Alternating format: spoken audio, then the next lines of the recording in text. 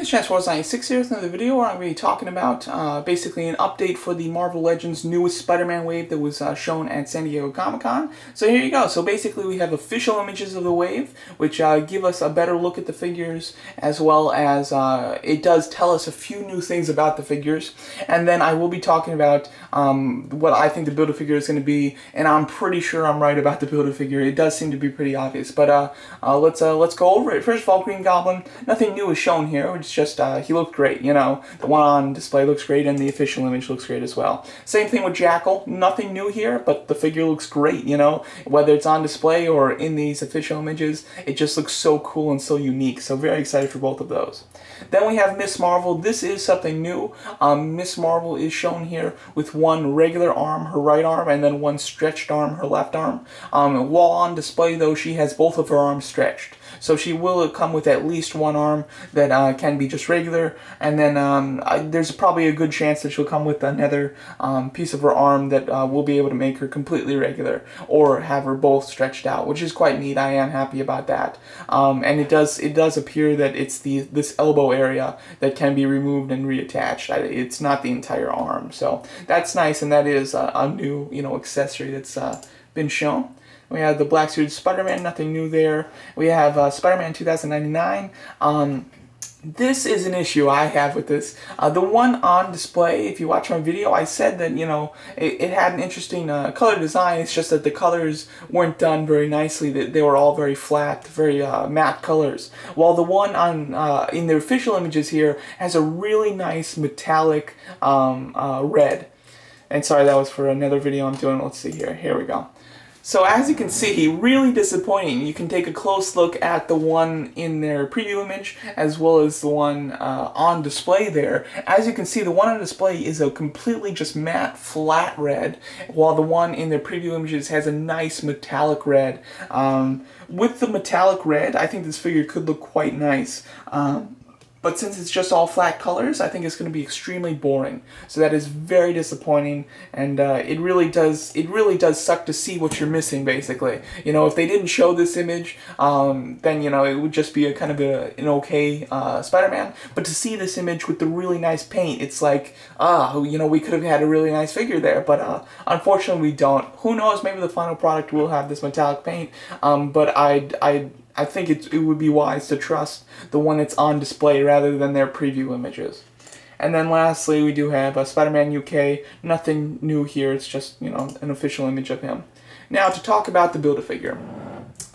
This was something when they showed the exclusive set for Comic-Con 2016 for Marvel Legends, being the Raft, and it had many figures, including some like Abomination that were repaints of Build-A-Figures. You had this guy that was a repaint of the Absorbing Man Build-A-Figure, and they did him in his sand look. So I knew that we would obviously be getting a regular Sandman in a future release, and he'd probably be the Build-A-Figure, and I think that this is where he is gonna come into play. It makes sense. It would be an easy one for them to do, because it is just a repaint of Absorbing Man, and they've obviously used this head in the San Diego exclusive, so they found two uses for the head already, so it would make sense that we will get a regularly colored Sandman in this wave as the Build-A-Figure.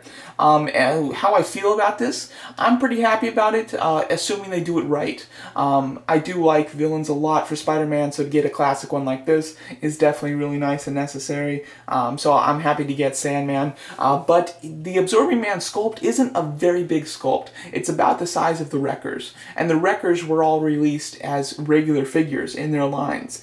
They weren't the Build-A-Figures. But what made Absorbing Man an okay Build-A-Figure is the fact that he came with two heads and then two sets of arms, and then he did also come with a weapon. However, you had to buy an extra figure to get that weapon.